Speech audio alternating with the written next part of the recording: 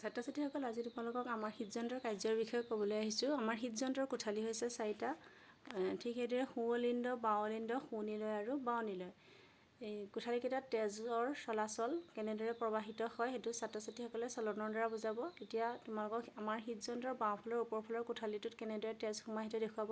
হাওঁফাওৰ পৰা অহা অক্সিজেনযুক্ত তেজ ক্লোম হীৰাইদি আহি হৃদযন্ত্ৰৰ ওপৰফালৰ কোঠালিত প্ৰৱেশ কৰিব, যাক কোৱা হৈছে বাওঁফালৰ কোঠালিটোক বাওঁৱলিন্দ। বাওঁৱলিন্দটোত তেজ সংগ্ৰহ কৰি থকা অৱস্থাত প্ৰসাৰিত হ'ব। আকৌ যেতিয়া বাওঁৱলিন্দ সংকুচিত হ'ব, তাৰ ঠিক তলতে থকা কোঠালিত তেজ প্ৰৱেশ কৰিছে, যাক কোৱা হৈছে বাওঁনিলয়। বাওঁনিলয় সংকুচিত হ'লে তেজ গোটেই শৰীৰৰ বাবে ওলাই যায়।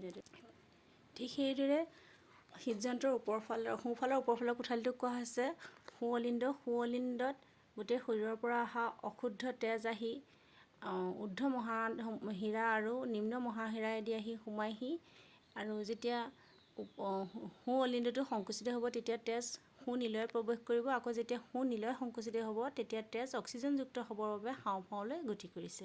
এইখিনি ল'ৰাৰ দ্বাৰা বুজোৱা হৈছে। এইটো হৈছে হৃদযন্ত্ৰৰ ছবিটো। এনেদৰে আমি ফ্ল'ৰত আঁকি ছাত্ৰ ছাত্ৰীসকলে চলাচল কৰি দেখাইছিলে কেনেদৰে তেজ প্ৰবাহিত হয়।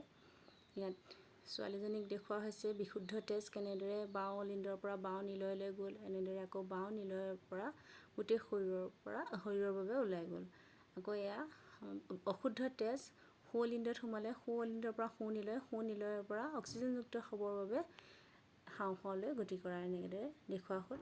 এই ছবিটো আঁকিবলৈ একেবাৰে সহজ। এই ছবিটো আৰু ইয়াৰ কাৰ্য যিহেতু মেট্ৰিক পৰীক্ষাত বহু বেছিকৈ আহে, গতিকে এই হৃদযন্ত্ৰৰ কাৰ্য আৰু ছবি একেবাৰে সহজ মনত ৰাখিবৰ কাৰণে, সেইবাবেই এনেদৰে ছাত্ৰ ছাত্ৰীসকলক মই প্ৰেক্টিকেলি এইটো বুজাইছিলোঁ, যাতে সহজতে মনত ৰখি যায়, যাতে টান নাপায়।